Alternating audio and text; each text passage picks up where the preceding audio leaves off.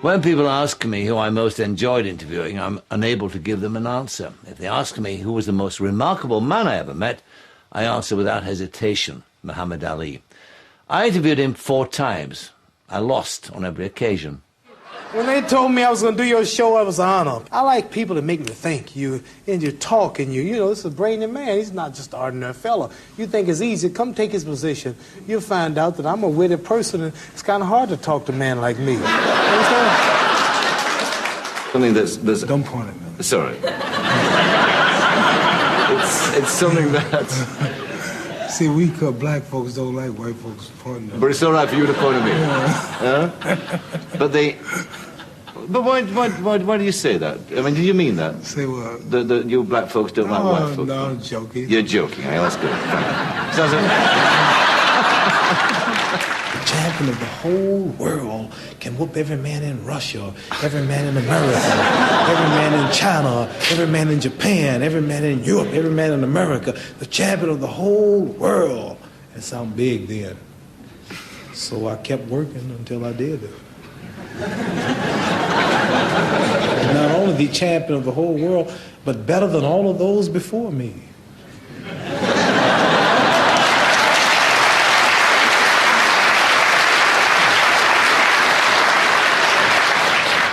I'm not going to argue with you.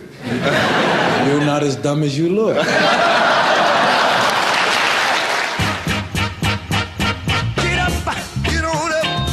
Ali, the boxer, was the greatest of them all. He had the lot: speed, grace, strength, stamina in abundance.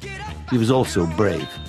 Get up, get on up, stay on the scene. Get on up like a sex machine. Get on up, get up, get on up, stay on the scene. Get on up. He was ring smart. He was the master of psychological warfare.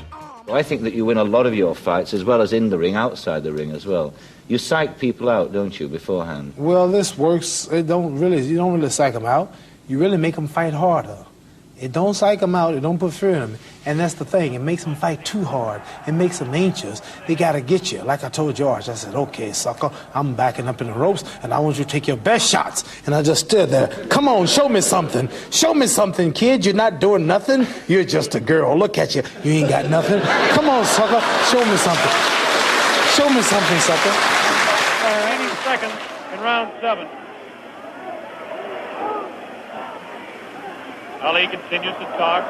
Foreman tries to deliver some shots to the body. And I made him so angry. He just beat himself out. He was so tired, he was flaying and just fall on the ropes. I said, man, this is the wrong place to get tired. I said, you are in trouble. Ali, a sneaky right hand. Another sneaky right hand. This time he works over the shoulder of Foreman. It's the combination.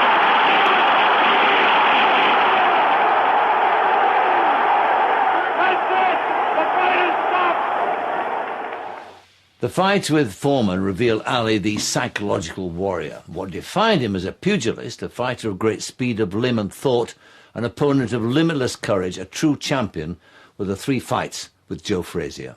One of which nearly occurred on a talk show I co-hosted in America with Dick Cavett. You'll hurt your hand or something. You can hurt yourself. Get in there, Michael. Ali is throwing bombs. Joe is hurt.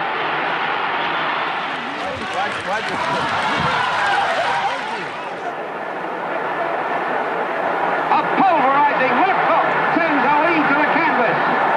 In slow motion, let's take a look at that knockdown once again.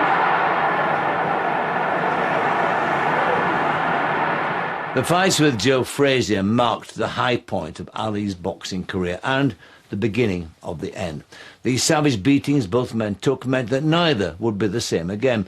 But whilst Frazier eventually withdrew, Ali kept on baying at the moon, driven by his pride and the need to support the entourage who fed off his fame. Moreover, his folly was encouraged by admirers who seemed to believe in his invincibility against all the medical evidence. I mean, you've been around the fight game, as you said, 27 years. And just as one last point, and then we'll move on from this. And you've seen what can happen to fighters.